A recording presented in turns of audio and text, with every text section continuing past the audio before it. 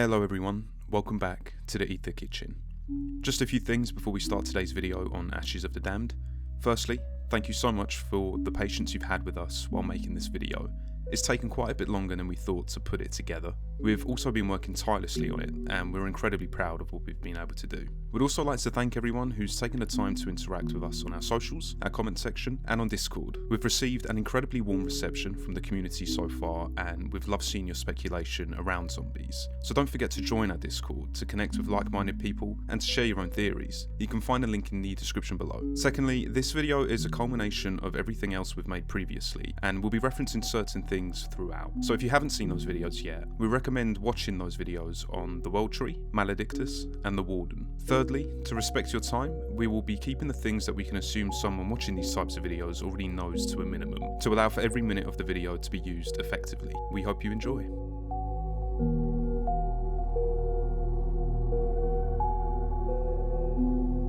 Upon your arrival in Ashes of the Damned, you find yourself at the base of Janus Towers, the nexus point of the new multiverse, in a cold and desolate landscape. Looking up at the sky, you see a vortex, with strands of light unravelling out of it. To us, this perspective is as if you were looking up at Yggdrasil from below, with the central light being the base of the tree, and the strands of light looking like extensive roots, burrowing their way into the dark ether. We are below creation, in the underworld. There are several aspects of this map that align with the Norse realm of Nastrond, the shore of corpses. This part of hell is inhabited by the souls of oath breakers and murderers who are tormented for eternity by serpent venom, and the dragon Nidhogg, who gnaws at the roots of the world tree and devours the souls of the undead, sucking the blood from their bodies. Already, this information is aligning with the story of Ashes of the Damned. Each point of interest in the map is the location of a damned soul's sin. The location is pulled into the dark ether along with them by the Warden to serve as a personal hell where they can be tormented and played with.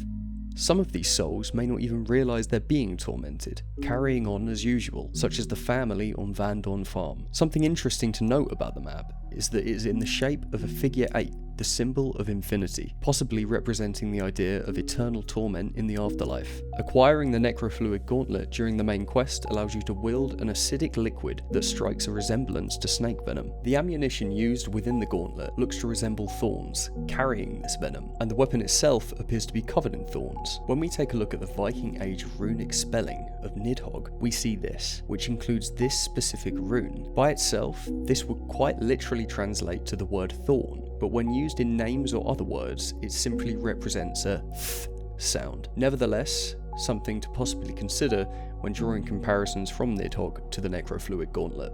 Another comparison to draw would be during the directive mode quest for Ashes. Acquiring the gauntlet by finalising your time with the cube of flesh in the basement of Van Dorn Farm is referred to as feeding the creature.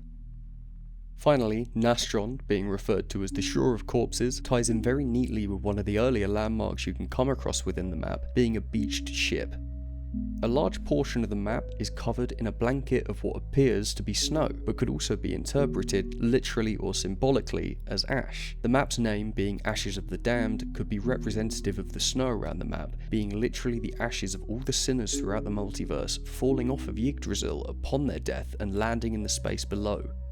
In Norse mythology, Yggdrasil is a great ash tree that connects the 9 realms, which further links to the arguably strange name of the map. The 4 members of the Maledictus crew, with the exception of Dempsey, are visually designed as if they were from colder environments. Richtofen and Nikolai wear thick overcoats, and Takeo has fur on his armour and a scarf around his neck. Dempsey, on the other hand, is covered in Norse tattoos, one of which being an image of Odin with the words Lord of Chaos. We believe these characters are from a multiverse that is feeling the effects of Fimbulwinter, an event in Norse mythology that signals the start of the end of the world, Ragnarok.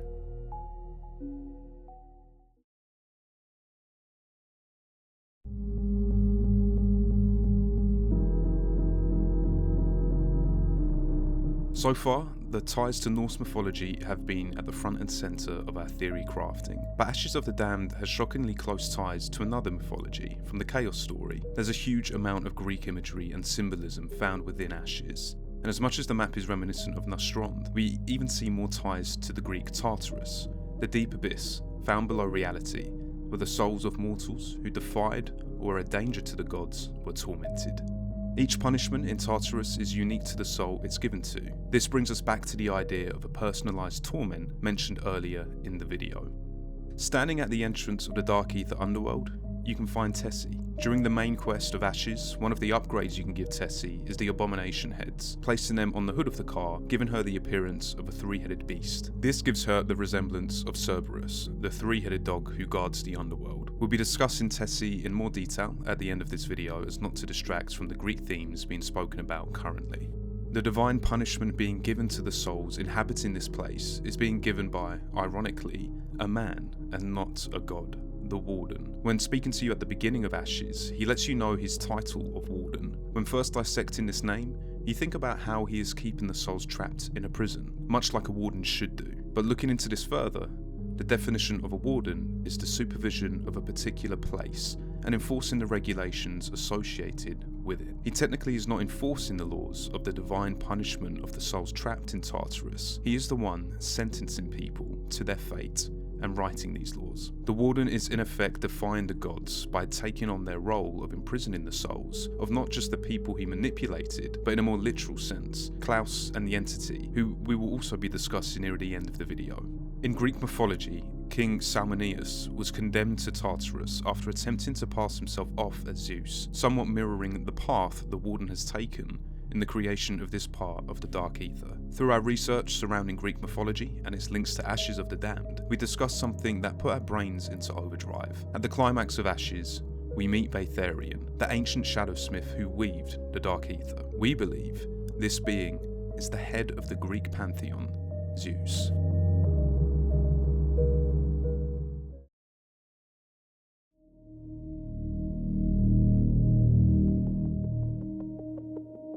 Cortifex the Deathless appeared to the human race in ancient Egypt, and to them became known as Osiris, the god of the afterlife. In another part of the world, at another point in time, Aetherian made himself known to humanity, to whom he became Zeus. As we know, the history in the Dark Aether is rich with warring factions, power-hungry individuals, and the relationships between them.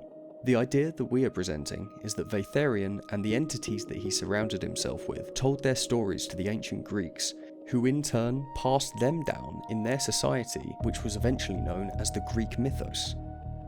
Much like the other prisoners of the Warden, he is held in the location of his sins. Aetherian's sin, according to the Warden, was lying to the human race. The location of Aetherian's boss fight is made up of architecture that is visually Greek in inspiration, with marble pillars and lit braziers on the wall, and a raised centerpiece giving the impression of whatever was found there being worshipped. The thing that comes to mind to us is the Parthenon, the temple of worship to Athena. Visually, Aetherian in his boss form has a design which we feel has two inspirations from Greek mythology. First, although unrelated to Zeus, the monster Campi. This creature served Kronos during his time in power as a guard of Tartarus, a dragon whose form was part scorpion, with the most notable part of her design in relation to Aetherian being the ring of animal heads around her waist.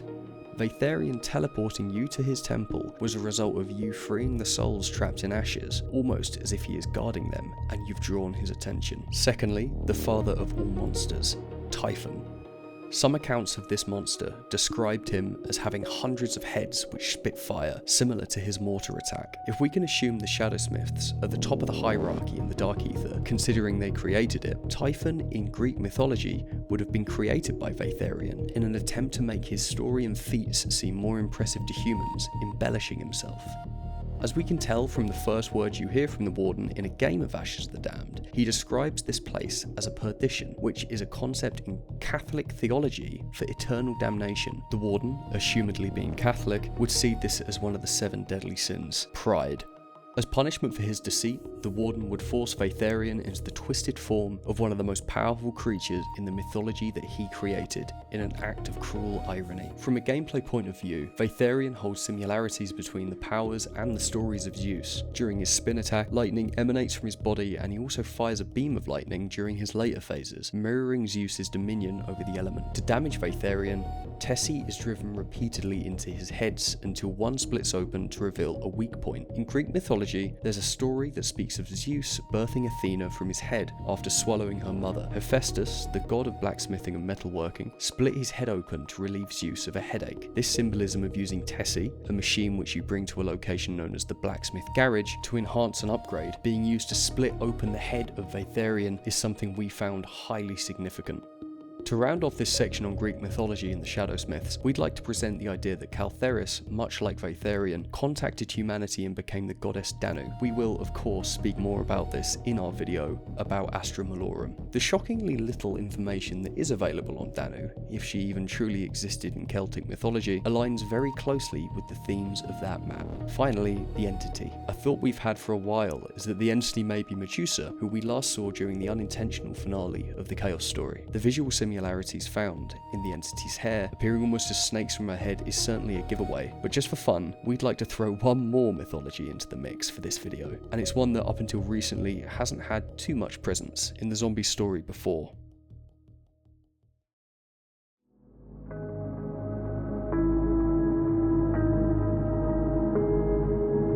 An alternate theory we're entertaining at the moment is in regard to the existence and the origins of the being referred to as the Entity. We're initially introduced to an entity in Modern Warfare Zombies that is twinned with Ava Jansen, but there's not necessarily a casual link between these two as of yet. As previously mentioned, speculation of her being Medusa is being discussed widely. We're currently considering a third possibility, which is a completely new character with Native American roots. In the Warden's time before entering the Dark Aether, many Native American tribes were displaced and pressured due to the events of the surrounding US Civil War. However, given that his manipulations and machinations seem to stretch into the past and the future, this may explain Shem File 49, where we learn that Josiah Shem was influenced by a great voice from beyond to build his dwelling, the Liberty Falls Mansion, upon the Serpent Mound, a reference to the Native American earthwork that depicts a large serpent, in this case an ether worm, and even states that this voice drew shamans and medicine men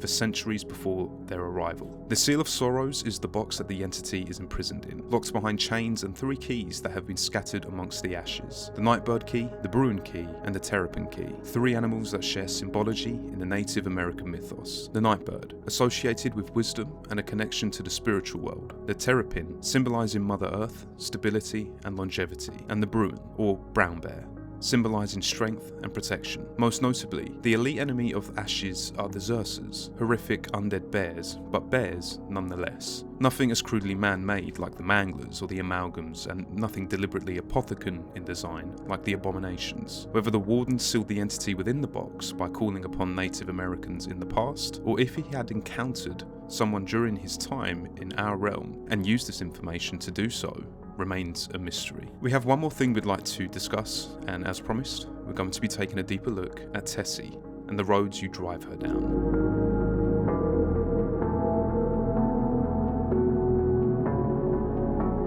As mentioned earlier, the symbolism of putting the abomination heads on the front of Tessie links to Greek mythology, but also has a strong tie to Norse. The Vikings would carve figureheads for the front of their bows. These usually took the form of mythological creatures and were used to ward away evil spirits, protecting the crew. Tessie, as our means of transportation through the shore of corpses, could be interpreted as a ship, with the heads very literally protecting its crew. Although when you first find her, she is abandoned, with Ted's head being found hidden under the floor of a nearby office. Taking a closer look at Tessie, the upper and lower panels that cover the chassis are very obviously from different vehicles, as if someone has been repairing her over time. The car also has more obvious modifications to her for both durability and aesthetics. Quotes from Ted also suggest that he has a history of riding around inside of her. Taking a closer look inside of Tessie, Ted is placed on a device that is wired directly into the car. Ted was created by Broken Arrow at the Camp Edward facility, where the elemental shard gave life and sentience to the mannequins that now reside in Nuketown. Due to being powered by the elemental shard, arguably one of the most single powerful things from the Aether story, could explain the fact that Tessie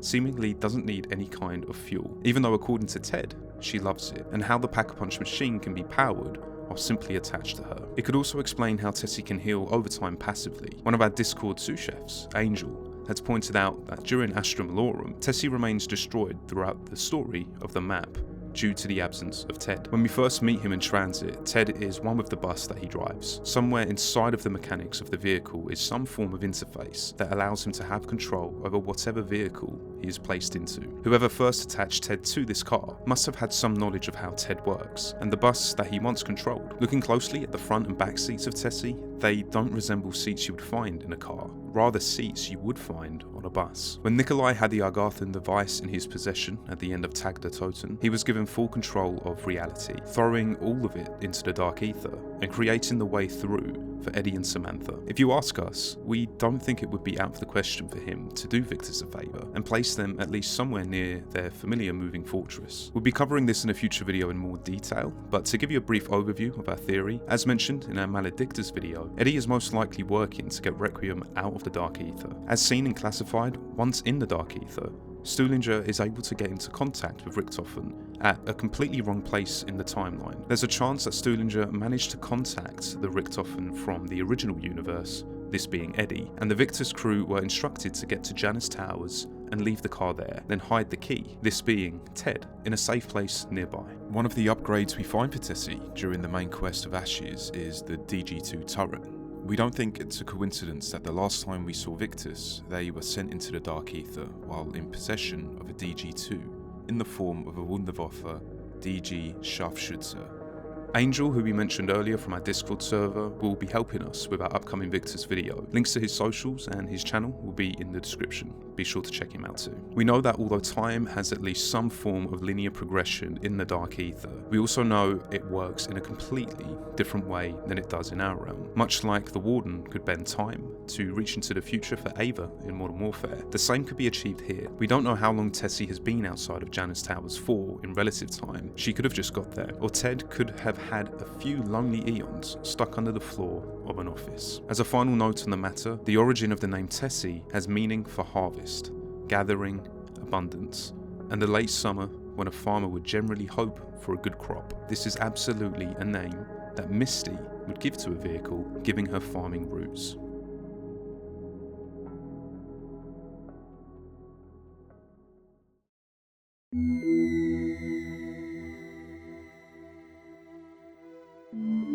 Ashes of the Damned is a dark and bizarre place. From our starting point at the front doors of Janus Towers, all the way to the far reaches of Exit 115 and the Zarya Cosmodrome. However, one fact can't be ignored. The key areas that we visit and interact with are from the true reality, pulled into the Dark Ether through the actions of individuals with tainted souls and the Warden's chains. The important thing to not forget is the places in between, the places that are potentially part of the fabric of the Dark Ether itself, thanks to its weave being formed of memories that were taken and stripped from our crews and used to torment us along the ride. Why else would Requiem not even recognise one of the tankers from Terminus, something that they canonically witnessed not even 2 weeks prior to their current point in time, and somewhere that, while touched by the Dark Ether, was never pulled in directly. Also seen in the fog are other remnants of our crew's past, such as an Order and the Z-Rex for Requiem, and the location of Dempsey's memory side quest. We believe that the fog between the points of interest in Ashes of the Damned is the raw essence of what made up the Dark Ether prior to its corruption, fueled by memories of souls that have crossed over and woven into the fabric of its reality. The creatures found there are outside of the Warden's control, and only have enough strength to manifest on their home turf. The moment they try to cross into a place that is not originally from the ether, they dissipate into ash once more, and conversely, the Warden's influence isn't really felt there at all, with the yellow-eyed souls of the damned staying indoors, so to speak, while the wild forces of the Dark Ether snap at your heels, or tires in Tessie's case. Outside of Aetherian's sepulchre,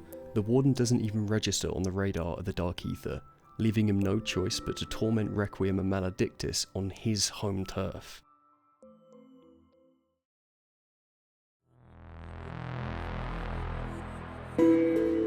Ashes of the Damned isn't just another location in the Dark Ether.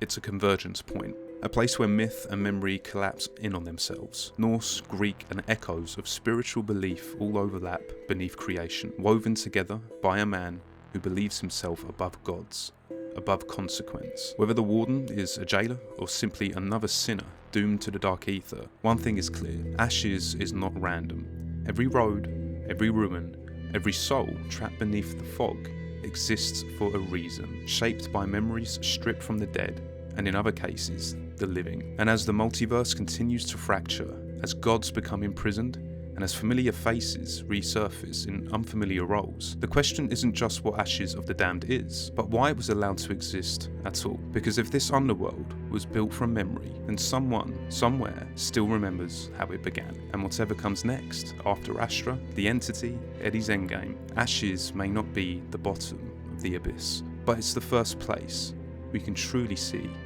how deep it goes. Thank you so much for watching. Please be sure to subscribe and like the video to really drive some support for the channel. It would really mean a lot to us. And be sure to check the description out too, with the credits, alongside a link to our Discord where you can join in on these discussions and these speculations, and join like-minded individuals and speak in all things zombies. Thanks again. Take care.